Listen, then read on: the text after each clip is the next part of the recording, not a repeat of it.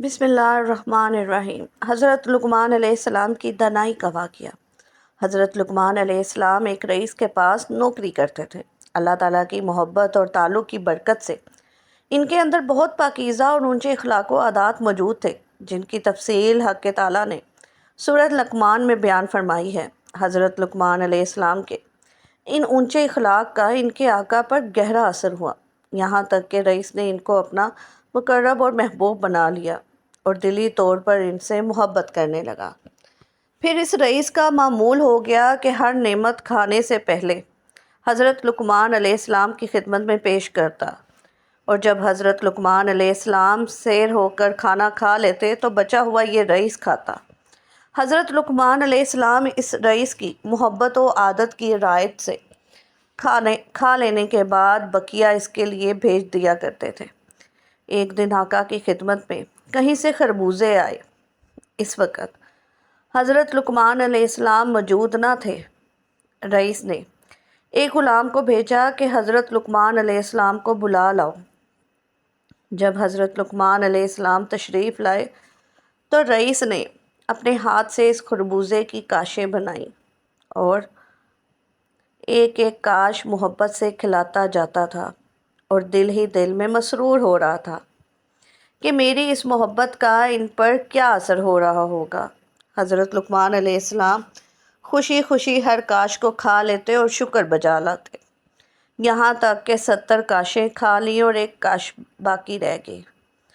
تو اس رئیس نے کہا کہ اس کو میں کھاؤں گا تاکہ دیکھوں کہ یہ خربوزہ کتنا شیریں تھا۔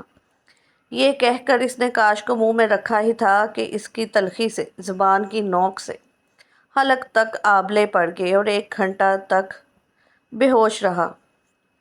جب افاقہ ہوا تو اس نے حضرت لقمان علیہ السلام سے عرض کیا کہ اے میرے پیارے، آپ نے کس طرح اس خربوزے کو حلق سے اتار لیا اور اس عذاب کو کس طرح لطف سمجھا؟ جب 1 کاش کھانے پر مجھ پر یہ بلا آئی تو 70 کاشوں کو آپ نے کس طرح برداشت کیا؟ حضرت لقمان علیہ السلام نے ارشاد فرمایا کہ اے میرے آقا، آپ کے مبارک ہاتھ سے سینکڑوں نعمتیں کھائی ہیں، جن کے شکر کے بوجھ سے میری کمر جھک رہی ہے۔ بس مجھے اس بات پر شرم آئی کہ جس ہاتھ سے اس قدر نعمتیں ملی ہوں، اس ہاتھ سے آج اگر ایک کڑوی چیز عطا ہو رہی ہے تو اس کا شکوہ کیوں کروں؟ اے میرے آقا، مٹھاس عطا فرمانے والے، آپ کے ہاتھ کی لذت نے اس خربوزے کی کرواہٹ کو مٹھاس سے تبدیل کر دیا۔ سبحان اللہ۔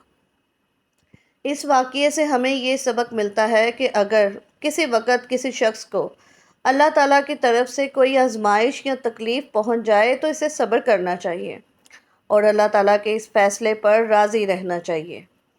مشکل اور مصیبت کے وقت یہ سوچنا چاہیے کہ اگر اللہ تعالیٰ کی طرف سے کوئی مصیبت اور پریشانی پہنچی بھی ہے تو کوئی بات نہیں، اللہ تعالیٰ کی طرف سے ہر وقت بے شمار نعمتیں بھی تو مل رہی ہیں۔ اگر آپ کو یہ ویڈیو اچھی لگی ہو تو لائک اور شیئر ضرور کیجیے گا۔ سبسکرائب کرنا مت بھولیے گا۔ شکریہ۔